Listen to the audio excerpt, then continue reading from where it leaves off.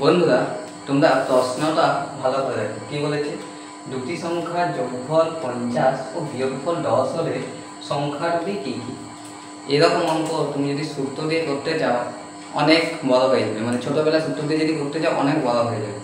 তাই একটা ছোট্ট ট্রিক্স আছে যার সাহায্যে আমার সংখ্যা দুটি বেরোনো সম্ভব। যেমন দেখো, এই যে বলেছে যোগফল 50 এবং বিয়োগফল 10, যদি আমরা সংখ্যার প্রথমে আমরা বৃহত্তম সংখ্যাকে যদি বের করতে যাই তাহলে কী করতে হবে? দেখো, বৃহত্তম সংখ্যাকে বের করতে গেলে ধরো বৃহত্তম যে সংখ্যাটা থাকবে না, সেটাকে যদি আমরা বের করতে যাই তাহলে এই যে 50 ও 10, এটা লিখবো আমরা প্রথমে 50 প্লাস 10 হলো, তাকে আমরা 2 দিয়ে ভাগ করে দেবো। যেমন ধরো 2 দিয়ে ভাগ, তাহলে আমার কত হলো? এবার আমরা ক্যালকুলেশন করি। 50 আর 10 কত? 60, 60/2, 2কে 7 দিয়ে কাটলে 30।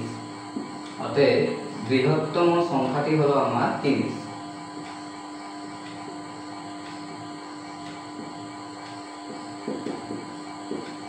হলো, আমরা তো বৃহত্তম সংখ্যাটা জানো, বৃহত্তম সংখ্যাটি আমার কত?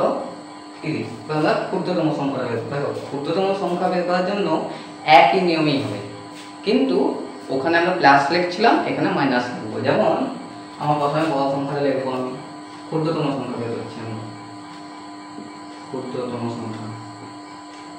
সংখ্যা বের করার নিয়ম হচ্ছে প্রথমে আমরা বড় সংখ্যাটিকে লিখবো,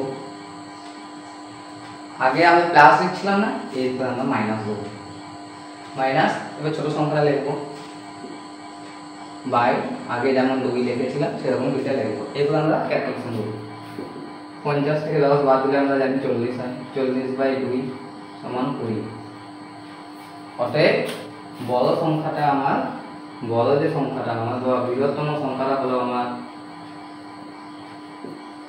কত? 30। ও ক্ষুদ্রতম সংখ্যাটা হলো আমার 20। বুঝতে পেরেছো? যদি বুঝতে পেরে থাকো এই অঙ্কটা, তোমরা উত্তর কি হবে কমেন্ট করে নিচে জানাও।